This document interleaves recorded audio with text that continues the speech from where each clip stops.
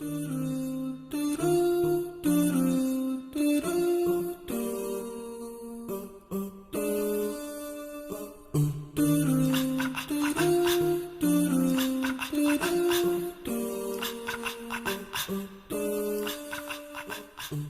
everyone and welcome to the first episode of the Business Hour. I'm your host Umar Rashid and today I have marketing expert Rehan Iqbal with me. Rehan, assalamu alaikum. How you doing, brother? You good? I am very well. How are you? I'm good, alhamdulillah. Good. Thank you for coming on today. Now, I'm going to be I'm sure you might be slightly biased to what I'm going to say, but there's a method to my madness as to why you're the first guest on today. So for everyone, just to kind of give a bit of context, look, the Business Hour, it's going to be talking about all things business.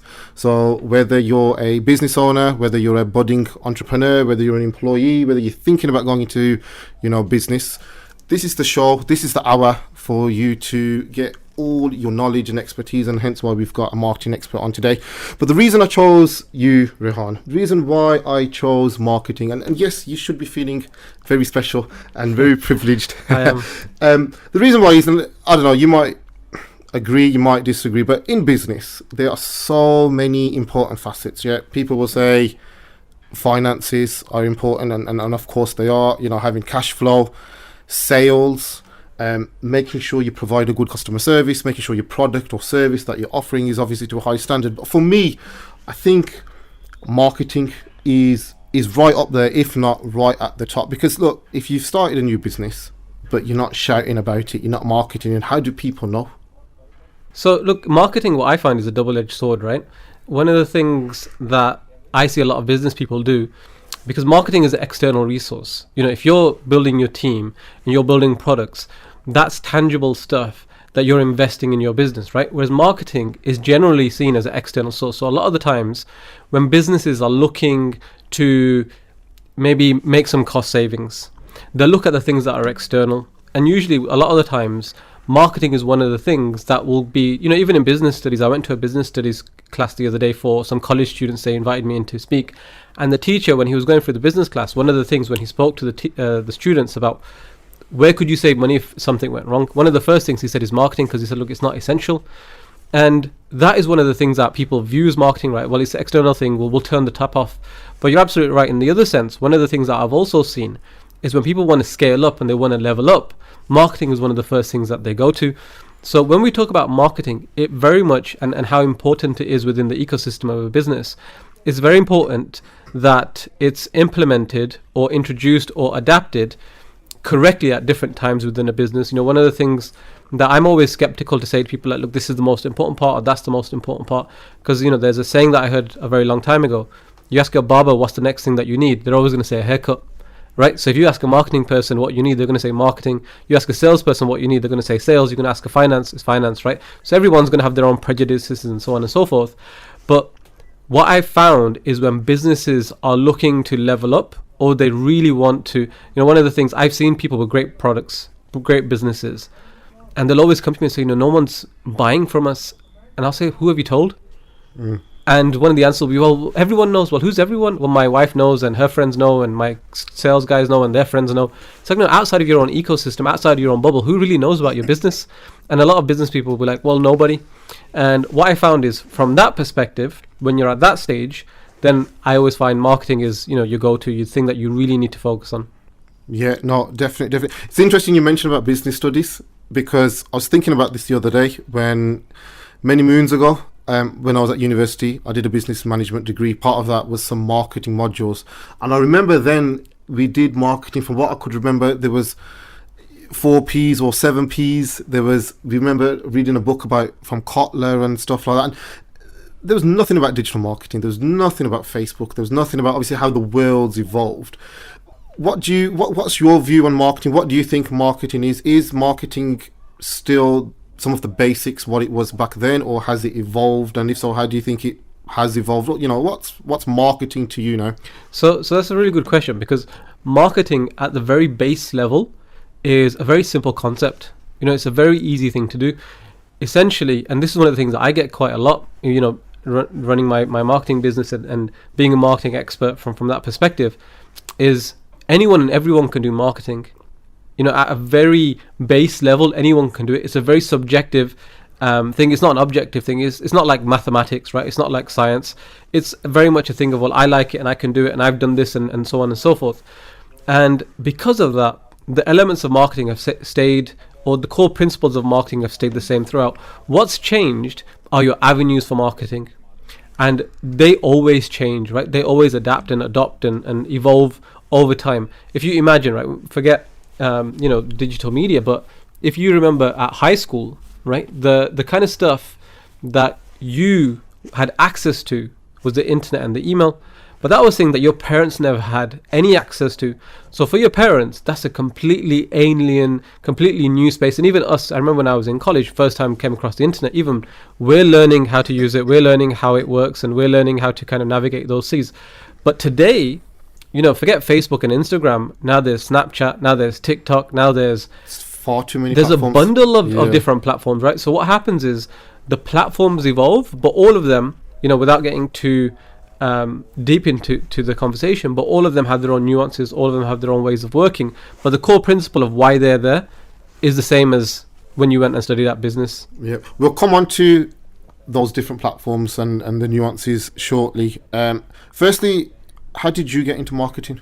So I was a proper university student, so in the sense of I did anything apart from studying, right? So I went to uni, didn't really like my course, got involved with the Islamic Society, and just did anything that I could do that just didn't want me to focus on my studying. And I got involved in charity work. And what happened was I was involved quite heavily with the charity. The charity game has evolved quite a lot from when I was at uni. It's much bigger now. But in those days, you just get involved and you could just speak to anyone and everyone at the charity, no matter how big it was. And I would get involved and I would criticize all of their marketing work. I would look at posters and say, this is wrong, that's wrong, this should change, that should change. And I annoyed them so much that they basically said, look, if you think you can do a good job, you do it. And they said, what we'll do is we'll give you access to our agencies. We'll give you direct access to the guys who work on our marketing collateral. You tell them what you want. So I was like, okay, I'm a university student, big ego, big head, right? Like, I'll do it, move out the way. So I did it, and I was, without trying to be braggadocious about it, I was really good at it, right? And then the agency were like, you should really pursue this as a career. And I enjoyed it, right? So I was like, well, I'll pursue it as a career. But I was smart enough at that time to know I can't exactly get a job by saying, this marketing agency and this charity manager says I'm really good at marketing, you should give me a job, right? So I then went and did a master's in marketing. Okay. And so I had all this experience, practical experience, and I kind of married it with, the theoretical side of things, which to me, to be honest with you, the theoretical side of it was all common knowledge, it was all standard stuff. I just did it to get the paper. And after that, I was very lucky. I fell into a job straight away, and I was very fortunate. I just kept building from there. But I very first started from having to go at charities for their poor marketing. Okay, alhamdulillah, that's good. Okay, let's get into the nitty gritty. Okay, and there's two avenues I want to concentrate on. So one before the break and one after. So let's have a context. Listeners might be listening, and you might have, hope they are. Yeah, would be great. You'd have a startup. Now, in some industries, a startup business could be anyone who's been running a business up to 2 years. So it doesn't mean someone who's just 1 week in, 1 month in. You might have a startup. You might have someone thinking about opening up a business. In most cases, and I say in most cases, you're going to start up with very little capital, very little budget. Someone might not be lucky to have investors backing them or anything like that. When you are a startup and when you have very little budget, and you look at so many marketing avenues, so many marketing platforms, whether it's digital, whether it's your traditional newspapers, billboards, etc., where does one start? What does one really need to do when it comes to their marketing plan or, their marketing strategy? So, as I mentioned before, the core principles of marketing are the same. So, regardless of whether you're a startup or you're a multinational business, the core principle of where you should start is always exactly the same. You start where your customers are, right? The only difference is the way you approach your marketing plan or philosophy or whatever you want to call it. So you start with who your customers are and where they are, and then you make a plan for that, right? Now, marketing, as I mentioned, is a very subjective thing. You can be really good at it, or you could be really poor at it. Different people have different level of competencies at it, right? One thing I would always suggest is when you're starting out, even if you're very good at certain things, so you might be good at design, and you say, well, I've got a flair for design, I've got an eye for design, so I'm going to put my marketing efforts into design. You might say, look, I've got a bit of experience in web and digital. You might say, I've got a bit of experience in social. Wherever you start, I always say it's important to have someone on your team, or someone who you can lean on, or someone you respect, someone you have access to, who is an expert in that space. And if you're very limited on budget, leverage what you can from those individuals, whether it's on your team or a friend or an expert that you know. Leverage their knowledge and focus that in your marketing plan. So what do I mean by that? So let's say, for example, you say, okay, well, I need to make a website.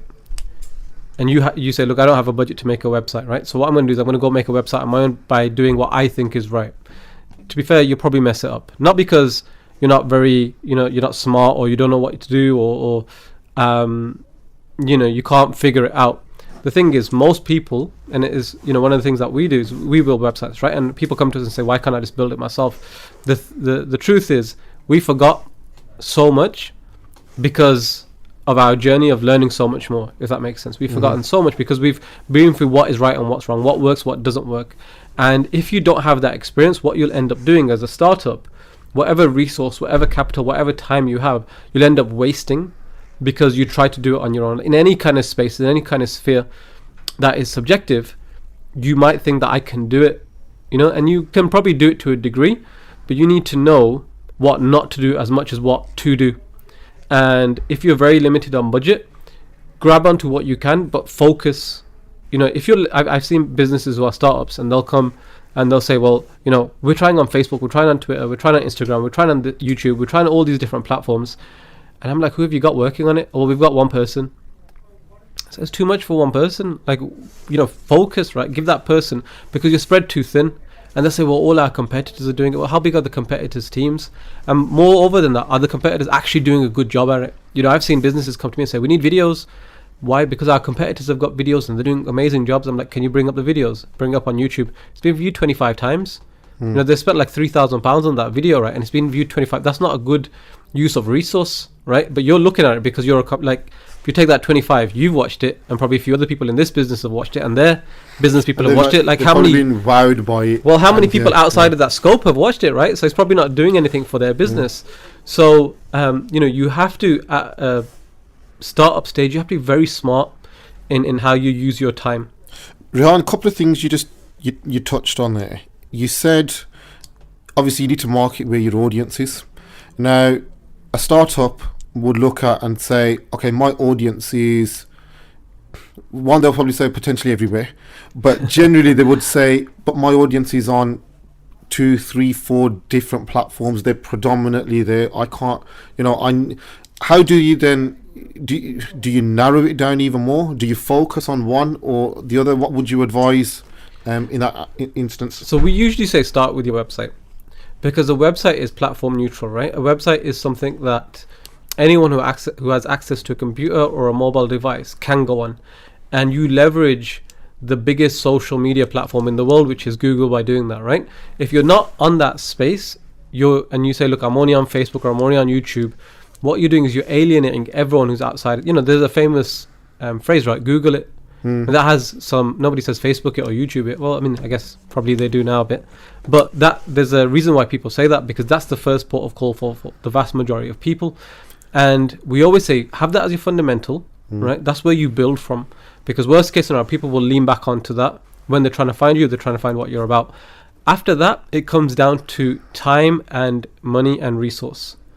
If you have an abundance of one of the three, then you make an action plan. If you say, look, I don't have the time, I don't have the resource, but I have a ton of money, okay, then you could put a plan in place of where you're going to disseminate that money and how you're going to use that properly. If you say, look, I don't have the money, I don't have the resource, but I have a lot of time, okay, if you have a lot of time, you can do a lot of different things.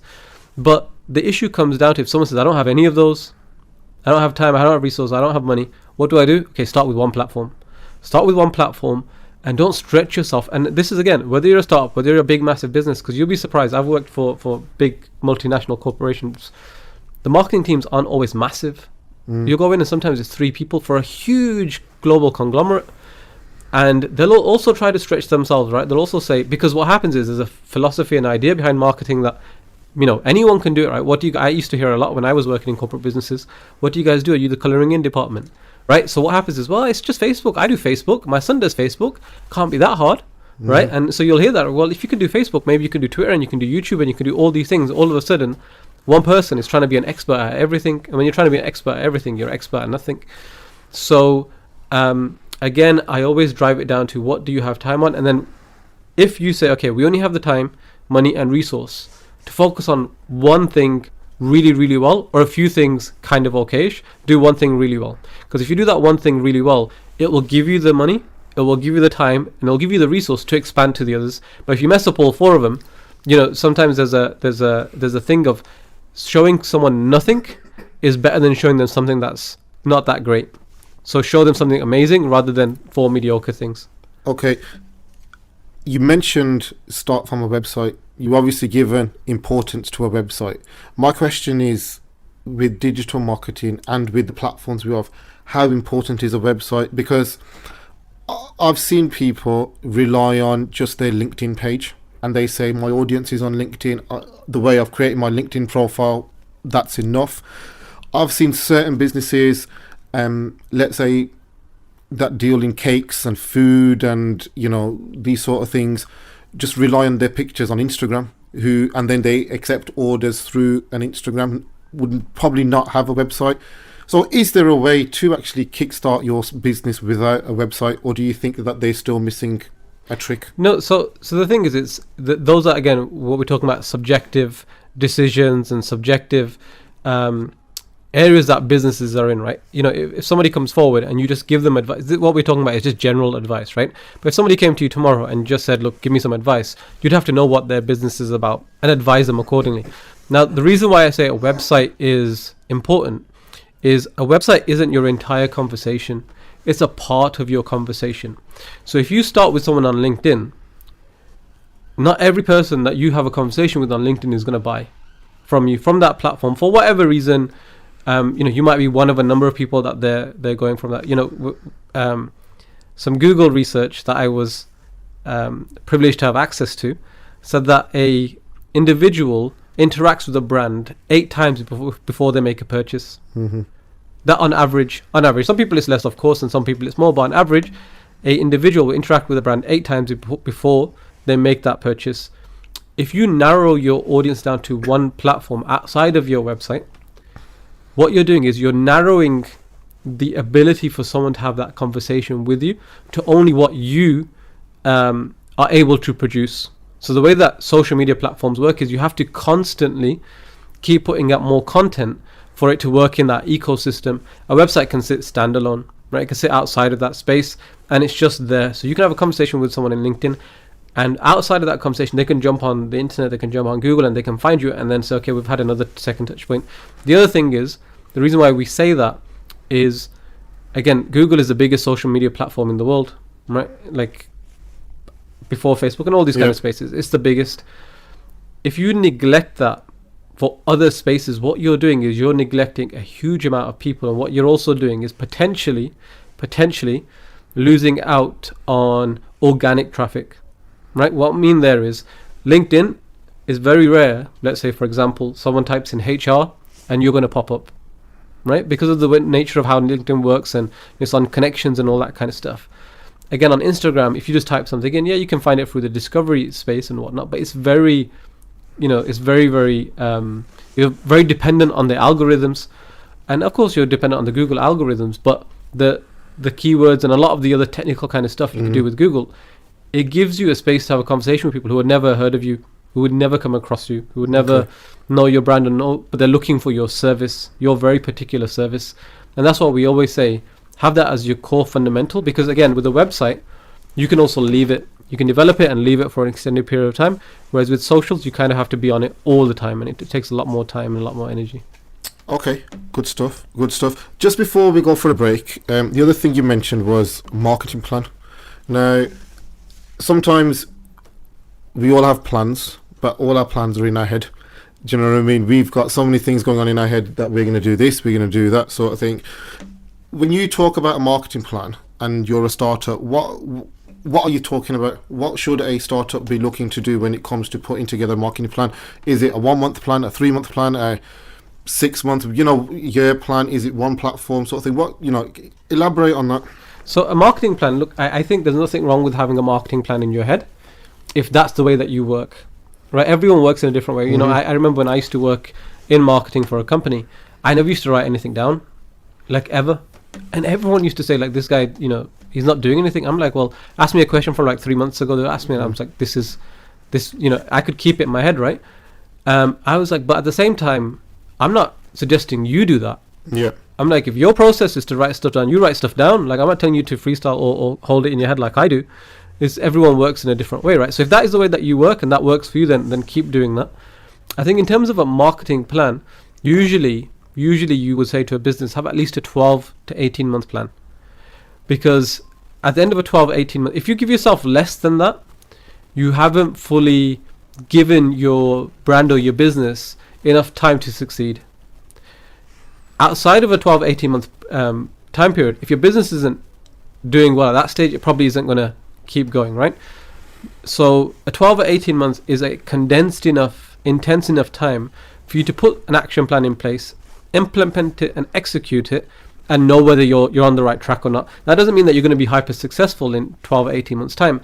It means you should start seeing the fruits of some of your labor within that time period of time. Smaller than that, you might get an anomaly. Like if you say, I'm going to run a 3 month marketing campaign, and all of a sudden you're making tons of money, well, that might be an anomaly. There might have just been a happy occasion or a coincidence that you've had that 3 months. You then put a 3-year plan in place off of a 3 month thing, and all your sales and all your products are not flying off the shelves as it was before. You're in a lot of trouble. So 12 to 18 months is where I say is a safe space for a marketing plan. But again, it always starts with, and it always ends with, have a plan for where your customers are, and implement a plan based off of that, and then off of your time and your resource and your money. What's a good metric to measure any marketing campaign, any marketing initiative has been successful? Is that dependent on each business, the service, the product, or what would you advise on what would be a good metric to measure success or all of the above? All of the above. And you can put platform into that. Yeah. You can put monetary gains into that. It is really, I've seen businesses who lose money like year on year, but they get masses of investment because their metric is users. And they say, well, in 15 years or 10 years time, when we monetize these users, our monetization is going to be worth billions, and yet they've never made a penny in profit. I think Twitter for like so many years didn't make a penny. Canva, one of the biggest platforms in used by designers, hasn't made a penny ever, and is valued at like so many billions, right? And that's, and you go to another business and you imagine you went to like a grocery store and said, we're going to run a 10-year marketing plan, and you're not going to make any money for the guy would be like, what the, Yeah. I can't lose money every year, like I have to buy and sell stock, right? For other people it might be reach, right? I've seen businesses who say, well, our metric for this is just brand awareness. We just want to, we want to corner the market. But on that, again, what metric do you use to say, okay, our brand awareness has got as far as wide? This is one of the things I struggle with marketing, because it's when people talk about exposure, brand awareness, but how do you measure that? So there's tools to help you measure it. So for example, if you take someone like McDonald's or Coca-Cola, right, or Pepsi even, right, these big brands, they always sponsor like every single World Cup, like football, cricket, whatever it might be, right? You'll see the stuff on the side of the billboards and all that kind of stuff. And especially with McDonald's, right, you take McDonald's theoretically doesn't never need to market. Like, I don't think any of us have gone to McDonald's to get a fillet of fish, because I saw them advertise at the World Cup, right? Like, you go there because of the branding, because someone, your kids might be like, I want to get a Happy Meal, right? So you go there for those kind of things, right? But they spend a hell of a lot of money, like a lot of money, right, to kind of keep their brand out there. Now, they're not doing that without measuring. So what they will do at that level is they will have agencies or advertising platforms who come back to them to supply them with those metrics. Now, this is the difference between a startup and a multinational like those guys. Is a startup might not have access to those measuring tools, right? So we're in a radio station right now. I don't know if this radio station, it probably does, but it may not, whether they know how many people are listening in right now, right? They might have that software, that technology to tell them. Whereas if you go to TalkSport or BBC One or BBC Radio One or one of those platforms, they'll be able to tell you like, okay, this is how many people are listening right now, and this is what we're doing, because they'll use that to sell to advertisers. This is how many people are listening in, and so on. But there'll be software pieces involved in that, and there'll be technology involved in that. So when we're talking about measurement, to try to do it yourself is incredibly difficult. You have to use technology, and it's not impossible, because you can manually try to measure each of your posts on each, because each platform will give you. But to do it holistically, you have to have either a person like a data scientist in your team, which if you're a startup you're not going to have, or you need an analytics person, which again if you're a startup you're not going to have, or you need the tech. You'll have to go out and get some, and tech is available for that kind of stuff. Okay, Rehan, really fascinating, really fascinating, and we're just going to take a short ad break, but when we come back, really want to concentrate on, let's say the more established businesses who then want to take their marketing to the next level, as they say.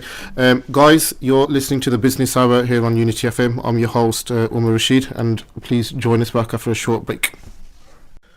Okay, welcome back to the Business Hour. I'm your host, Umar Rashid, and have with me marketing expert Rehan Iqbal. Just before the break, we were talking how startups, how businesses with little to no budget, best way to say, how they can approach their marketing. And now I want to move on, Rehan, if it's okay, to more established businesses, to businesses who have,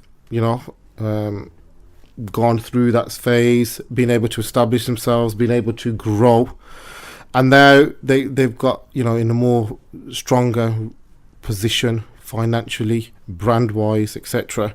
And we always hear the term, don't we now want to scale up, we now want to take our business to the next level, to go a bit more, we want to grow further, sort of thing. So in that instance, how should they then approach marketing? Because it's a different field now, isn't it? It's a different mindset, isn't it? It's a different way to approach it. How do these businesses then approach their marketing plan? I guess it can be different, but there's also, we have to be very careful when we distinct between what we classify as a startup and what we classify as an established business, because sometimes startups are flush with money. You'll find someone's got a business idea, someone invests in them, all of a sudden it's been going for like 3 months and they've got like 10 million to spend, right? And there's businesses who are established but are been around for 10-15 years but on the brink of just collapsing, for whatever reason. So just being established, you might have equity in terms of your brand awareness or being established as a brand or recognized as a brand, but it doesn't necessarily mean that you'll be flush with the cash to kind of go out, right? So I think that's important to say. But for the purposes of this exercise, let's say the established business has quite a bit of money, and is able or is looking to do what you said in terms of leveling up. I think, as I mentioned in the first part, it still comes down, the marketing is still at the core exactly the same. Whether you're a startup, whether you're established, it's still all about your time, resources, and your money.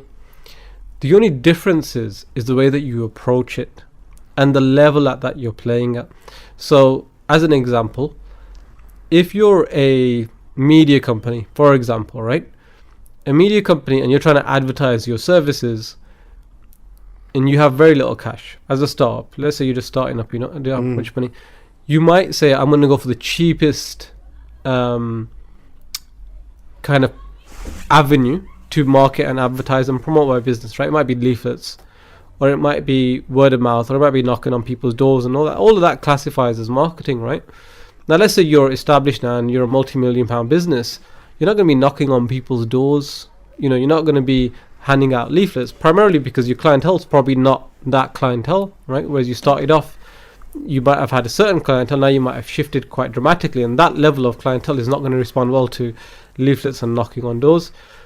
So, and your level that you're selling your services at might have evolved to such a large extent that your conversion rate is much lower than it was at the beginning. But because the cost price is so much more now, you kind of take that into consideration, right? So then you might start looking at avenues with a bigger catchment, for example, TV, for example, radio. We're on radio right now, right? So you might start looking at spaces like that as opposed to Facebook posts or Instagram posts. You might start looking at magazines and spaces like that where the cost is billboards, cost is quite dramatically different. But you say, well, actually, we're going to have a larger captive audience. So again, we start off from those two things. And again, you will still operate on the basis of where your customers are. That's the core foundation of any kind of marketing plan. Never ever divert from that, never ever deviate from that, regardless you're a startup or established business. Because if you start advertising at any stage and you think you know what's best, and you start advertising in spaces that your customers are not, that's the slippery slope of non-existence. There's many businesses who are not around anymore because that's what they started to do. It started to get too big for their boots, started to run before they could walk, and completely mess up. So my core kind of advice would always be that again, focus where your customers are. But what you would do is, again, you have to be smart with any decision that you make. When you're starting off, you don't have any money. You have to be smart in terms of how you spend your money and where you spend your money, right? When you're an established business, and I've worked for large multinational corporations who have marketing budgets of like millions of pounds a year, that all of a sudden it becomes, and I spoke to managers of mine, who are in charge of these big budgets. It's not a case of, where should we spend the money? It's a case of why should we spend the money? Because they need to spend that money. Like when you get into large businesses, they will give managers budgets a year. And if the management doesn't spend that, what will happen the following year? The budget gets spent somewhere else. So what will happen is, a lot of times in large corporate businesses, is business managers will say, okay, I need to spend this money, but I also need there to be a return on it. I need there to be something that I can do. Now, when you're a large business, that doesn't necessarily always mean sales. When you're starting off, majority of the times it would be sales, because without sales, you're not going to survive, right? Because you don't have a pipeline of clients. You don't have a steady flow of income. You don't have that kind of lead generation strategy. If you're a multinational business, you probably do already. So then what are you looking at doing at that stage? You're probably looking at strengthening that. You're probably looking at strengthening some of your weaknesses. You're probably looking to dominate. You're probably looking to close the gap on maybe some other people. And you start to ask yourself, what, less what, but more why. And that's the major distinction. Bearing in mind, you still have to do it with, as I mentioned before, money, resources, and time. And what you would usually do, look, when you're starting off, a lot of the times people will either pick up the marketing slack themselves, or they'll have one person on their team, or they'll have a freelancer, or they'll have, someone that they know who gives them a helping hand, right? When you get to an established state, you really need to have internally employed a marketing person who knows what they're doing.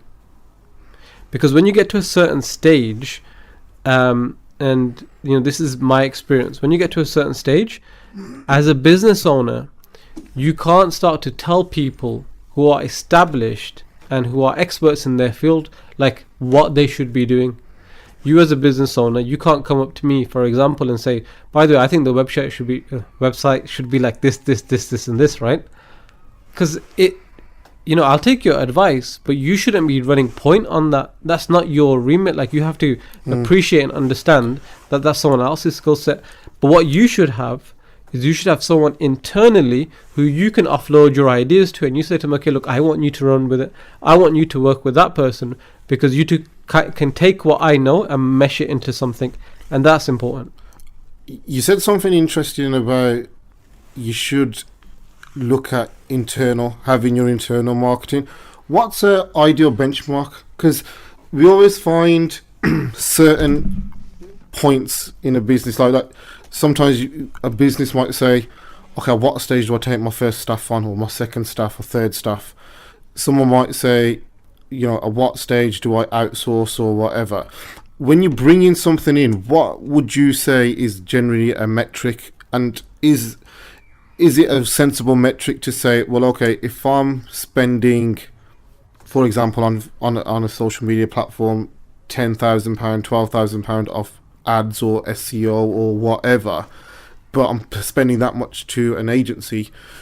Is that a metric to then say, well, actually, you know what? Now that if we've got to that big and we're spending that much, is it now time to bring it in-house? So the largest the largest companies in the world, their marketing departments still use agencies. No matter what scale of size of business it is, no matter how big their marketing departments are, because when you talk about using an agency, you're essentially using other people. Like, an agency isn't a vacuum. It's not, well, there's this company that's in London, so therefore by default they know everything. They know what the people involved in that agency and employed by the agency know. So usually what you do is, at whatever stage you are, startup or established business, you're going to an agency to fill a gap that you can't fulfill internally, right? So it's never a case of when are we going to stop using an outside agency just because of the size of our business. You only stop using outside agencies when they're adding no more value to you than what you are internally. And if the internal, I know businesses who will get rid of their marketing agency.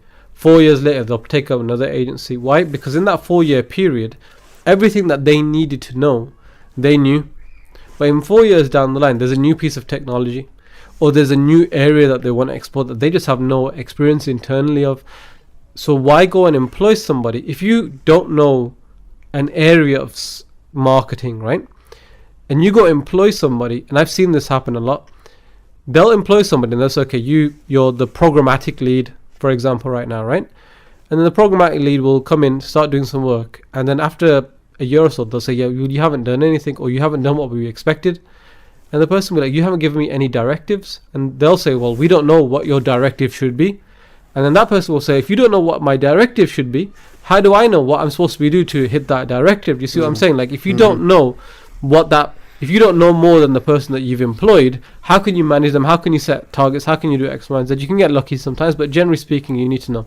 So from an agency perspective, you only turn that tap off when you're comfortable enough that everyone inside your team knows what they know, and an outside agency can't add any more value. You only use agencies for value, and the moment they stop, that's when you stop. Okay. Earlier in the show, you talked about a startup, they should focus on one platform because of budget, because of time, etc., etc. Is it now the flip side? Is it now that because you now have the resources, you may have some dedicated support and time, is it then now you say, well, okay, you blitz as many platforms as you can? If worst case, we don't get a return on investment sales wise, but it's about brand awareness, it's about that continuity of we're possibly one of the leading, market, we're one of the leading businesses in this sector, etc. Is that the way to approach it now? Is that the platform? Is that the way businesses should then look at it? Personally, it's a tricky one. I personally wouldn't take that approach, because any platform that you leverage at the beginning is very rare for businesses to have completely maxed out that platform. I've never seen a business who has come to me and say, you know what, we're doing a really good job on YouTube. We can't do any more on it. Like, we're done. We're going to stop. Or that's it. We can't do anything else, right? Same with Facebook, same with Instagram, same with whatever, right? It's very rare that they say, that's it. There's nothing else for us to explore, because those platforms, the way that they're designed and built, when we talk about social networks anyway, they're built to like continually continually propagate with your content. Like, the moment you stop, that stops as a dead like lead. If you start making Facebook posts, guess what? No one's going to see you on Facebook. That's why I was saying earlier, your website is your core fundamental, because it's not affected if you stop, right? Whereas most other social platforms are. However, there's also, and this is where like there's not a black and white, and that's what we kind of have to understand, is just like in life, there's lots of gray areas, right? I've been in businesses, multinational businesses, who are like, yeah, Facebook doesn't bring us anything, but because of the reach of it, because of the number of people who are on there, because of how established it is, we need to have a presence on there. We know it's not going to bring us any leads. We know it's not going to bring us our sales, because that's not where our customers are. But we do have some users who use that platform for whatever reason, and therefore we need to have a presence, even if it's just a holding page, even if it's just, just to be there, if that makes sense. So they'll use that because the platform is so powerful, they need to be on there. And others will generally say, okay, well, we're doing a really good job on Facebook. Now let's look at what we can do with our website, or let's look at what we can do with Facebook. Let's look at what we could do with X, Y, and Z. But again, you don't do it from the perspective of, let's just go on Facebook and let's just do it. You usually, the sound way to do it is you say, well, how many of our customers are on Facebook? Because when you, let's say for example, you're smashing it on YouTube, absolutely killing it, loads of subscribers, you've generated advertising revenue from there, you're even selling merchandise and products on YouTube. If you switch over to Facebook, but you don't know what you're doing on Facebook, right, or your team doesn't know what they're doing on Facebook, you're gonna then expend a lot of time, energy, effort, and money on a platform that you have no experience on. Likewise, if you have individuals and you have resource and you have time and you have money, if Facebook isn't the platform for you, I know businesses or industry, that Facebook does nothing for them, and the entire industry lives on Twitter.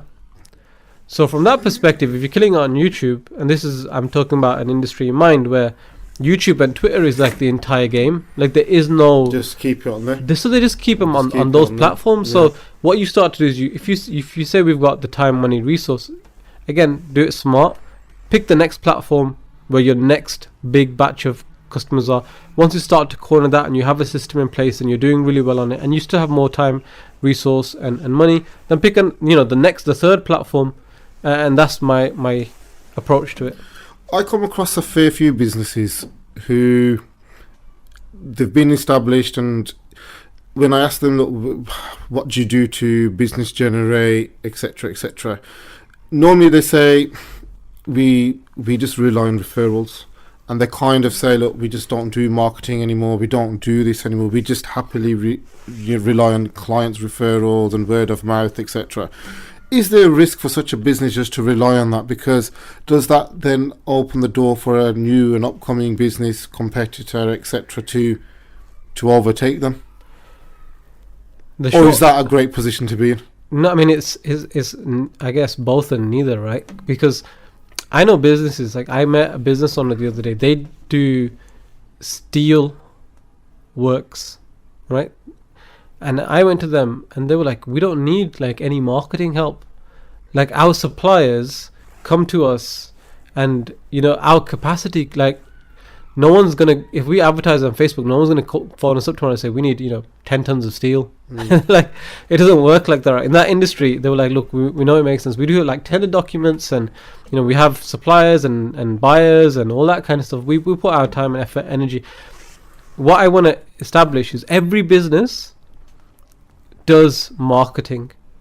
Word of mouth is marketing. Referrals is marketing. That's a marketing strategy, right? So anyone says I don't do marketing or we don't do it, no. Your definition of marketing is just different to what someone else's definition is. And this is why marketing is so vague, right? Because I'll have people come to me all the time and say, oh, we're smashing our marketing.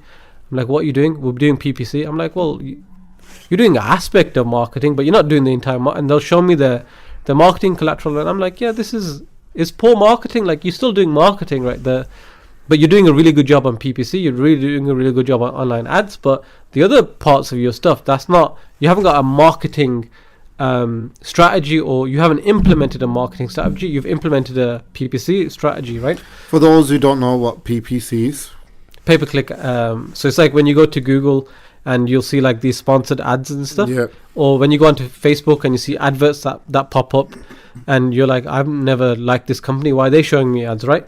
That is pay-per-click advertising. It's online advertising that people would call it. That is very dangerous in the sense of, a couple of days ago, I just did a search on a particular item, and all of a sudden I go on, then a day or so later, I'm on my Facebook, I'm on my Instagram, all of a sudden I get their sponsored ads.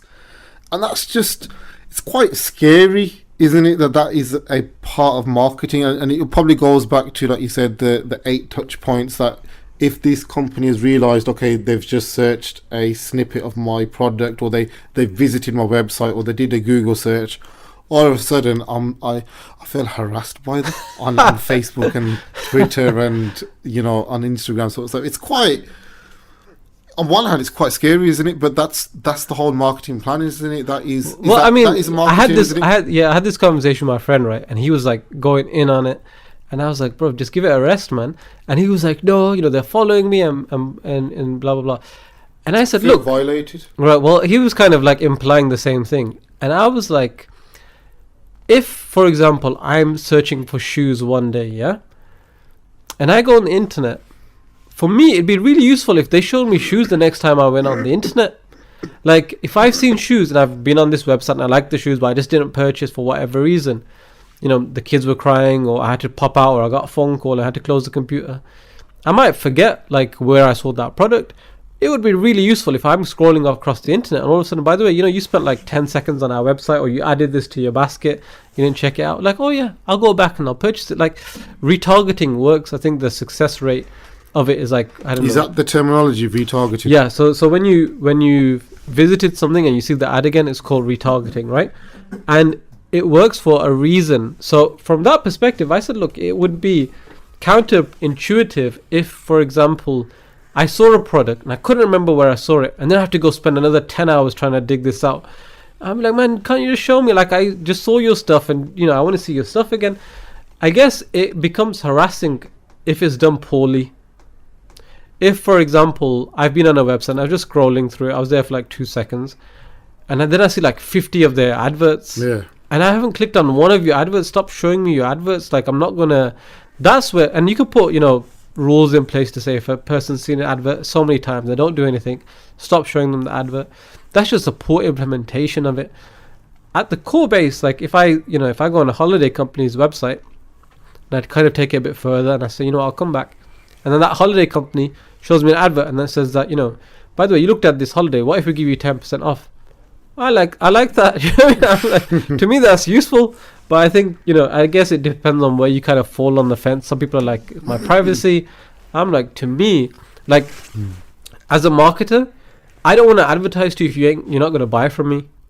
Like, to me, there's no point showing you an ad if you don't want to buy. So if I show you an ad and you haven't clicked on it, I don't want to show it to you again.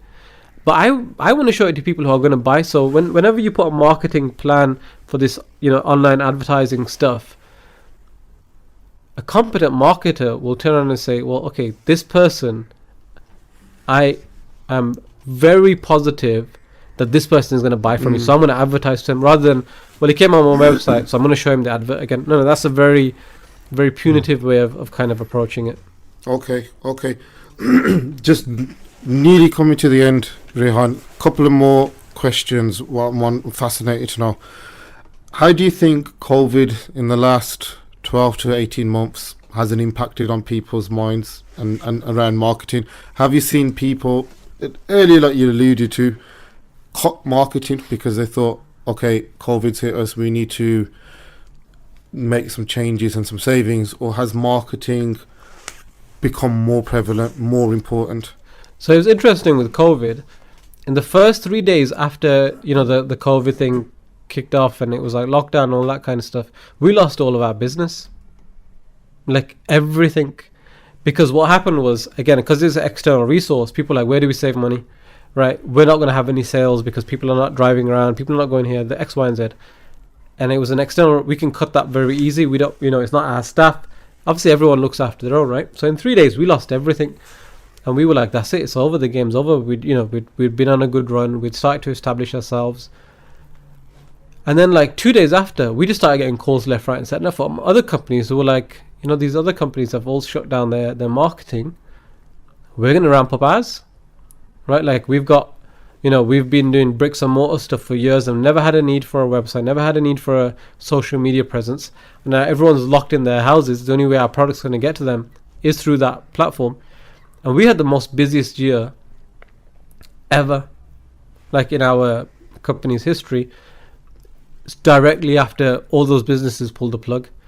And when I speak to a lot of online businesses or people who pivoted to online, it's the exact same story. We had the most busiest year ever, right? And what it did was it helped people refocus their minds. And there was conversations that I would have with people before. You should have your online presence, blah blah, and they'll be like, not interested. Everyone just walks in our shop. The day that people stopped walking in, they were like, yeah, we should probably, it's like the Primark thing, right? Yeah, Primark like lost all their money overnight because all their shops shut, and they were like, well, we don't have an online store.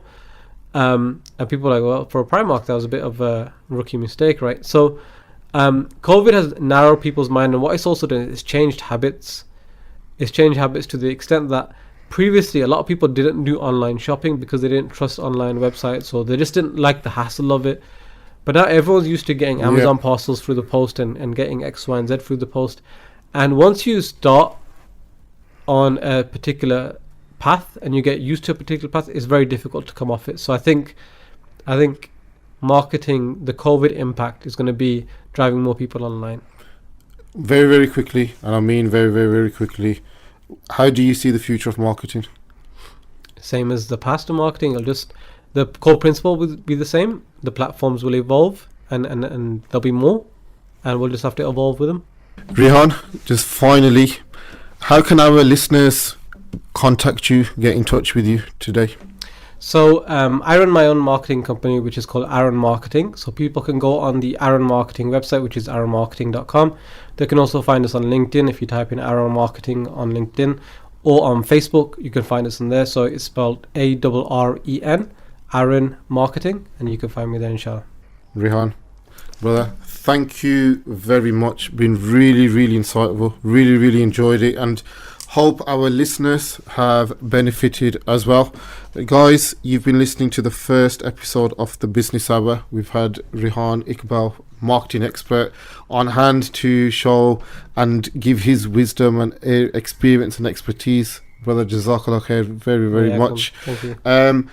Guys, hope you enjoyed it. Tune in Tuesdays, 6 o'clock. We'll be here. And next week, we'll have again another guest from the business world, and they'll be sharing their experience and expertise. Till next time, Assalamu alaikum.